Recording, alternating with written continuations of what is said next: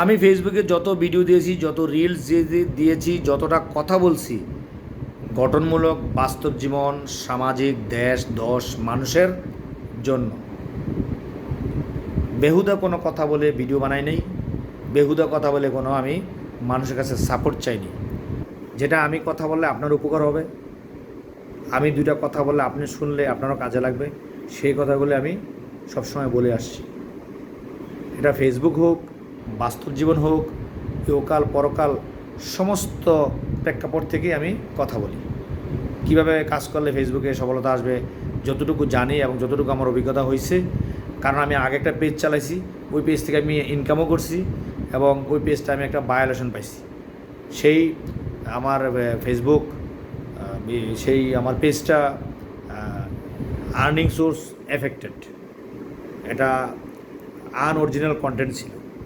সেই মেসেজগুলো আমি মানুষকে দিছি।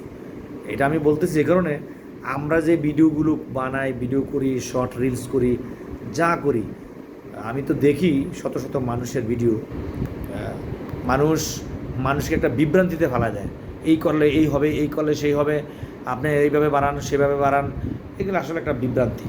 আমরা শিক্ষণীয় দুইটা কথা বলতে পারি। আপনার ভিডিওটা দেখে যদি আমি একটু ইন্সপায়ার হই, এটা আপনার জন্য ভালো, আমার জন্য ভালো।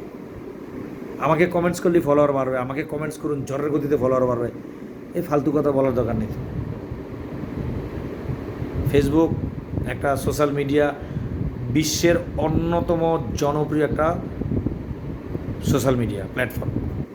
এখান থেকে মানুষ, লক্ষ কোটি মানুষকে বিনোদন দিয়ে, মানুষকে শিক্ষণীয় কিছু দিয়ে আর্নিং সোর্স বের করছে। আবার অনেকে বাউতাবাজিও করে বের করতেছে, যে যেভাবে পারছে। মানে প্রত্যেকটাই মানুষের মেধার মধ্যেই পড়ে। আপনি আমাকে ঠকাচ্ছেন, এটা কিন্তু আপনার মেধা, কিন্তু এটা বিবেককে প্রশ্ন করবেন, এটা কী ধরনের মেধা। প্রত্যেকেই প্রত্যেকের কৌশল থেকে চেষ্টা করতেছে সফলতা অর্জন করার জন্য। সুতরাং আমরা চেষ্টা করব বিনোদনের পাশাপাশি মানুষকে শিক্ষণীয় কিছু দিতে, দেশের জন্য, মানুষের জন্য, ইহকাল পরকাল, নামাজ রোজা নিয়ে কথা বলতে পারি, মানুষের চরিত্র নিয়ে কথা বলতে পারি, সম্পর্ক, বন্ধুত্ব, শৈশব, ফেলে আসা দিনগুলো, নানান বিষয় আমরা তুলে ধরতে পারি। ভালো থাকবেন।